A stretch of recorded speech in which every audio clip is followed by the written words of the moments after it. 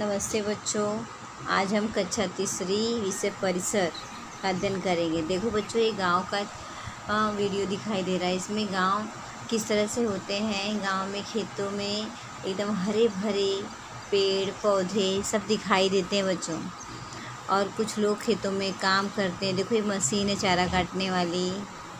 खेत में देखो हरी हरी घास है, खाद है और दूर दूर तक तुम्हें सब क्या दिखाई दे रहे हैं, खेत ही खेत दिखाई दे रहे हैं और हरे भरे हैं एकदम। बरसात का मौसम है, इसमें बारिश के मौसम में चारों तरफ हरियाली छाई हुई है।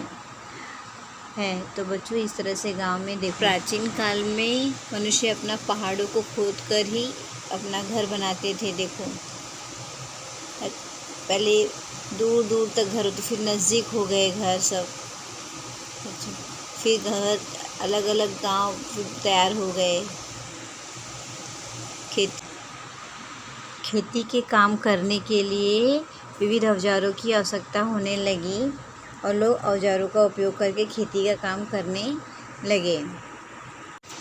गांव में मंदिर, मस्जिद, गिरजाघर, स्मारक इत्यादि, गुफा, वस्तु संग्रहालय तथा किला इत्यादि हमारे गांव की पहचान होते हैं। गांव में देखो यह रायगढ़ किला है। देखो रायगढ़ किला, देखो बच्चों, यह शिवराम राजगुरु भारतीय स्वतंत्रता आंदोलन के एक प्रमुख क्रांतिकारी थे।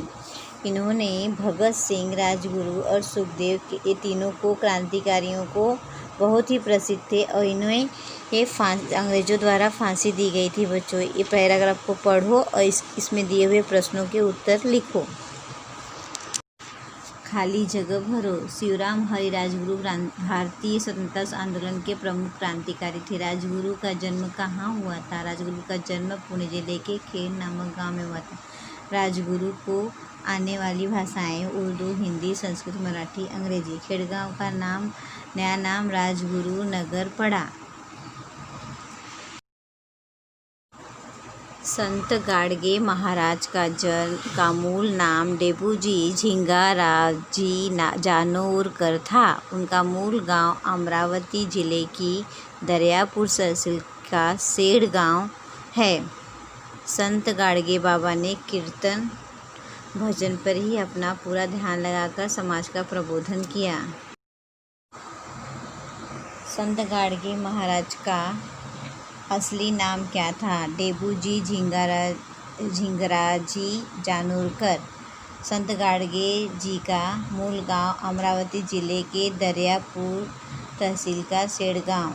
खाली जगह भरो। संत गाडगे बाबा ने कीर्तन द्वारा लोगों को जागृत किया। गांव के लोग अपनी दैनिक आवश्यकताओं की पूर्ति करने के लिए साप्ताहिक बाजार पर अवलंबित रहते। साप्ताहिक बाजार 7 दिन में एक बार लगता है।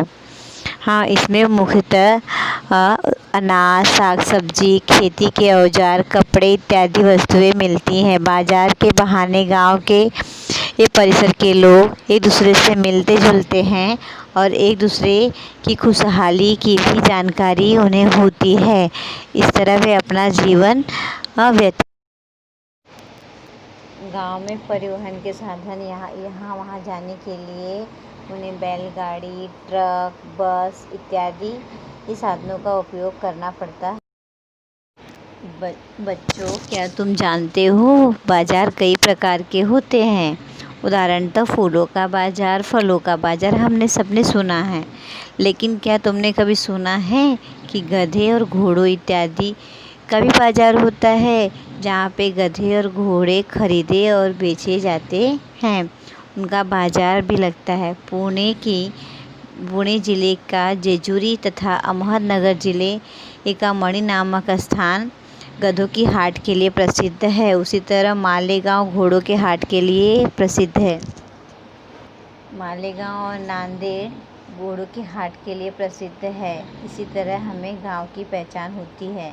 इस पार्ट में हमने क्या सीखा? कई बस्तियां मिलकर गांव बनता है। खेती की खोज के बाद होने के बाद मनुष्य के काम बढ़ गए। कुछ गांवों का परिचय ऐतिहासिक वस्तुओं के कारण होता है। गांव के निवासी और उनके महत्वपूर्ण कार्यों के फलस्वरूप गांव को गौरव प्राप्त होता है। बाजार में दैनिक आवश्यकताओं की वस्तुएं मिलती हैं। बच्चों, धन्यवाद बच्चों। Take care. संभाल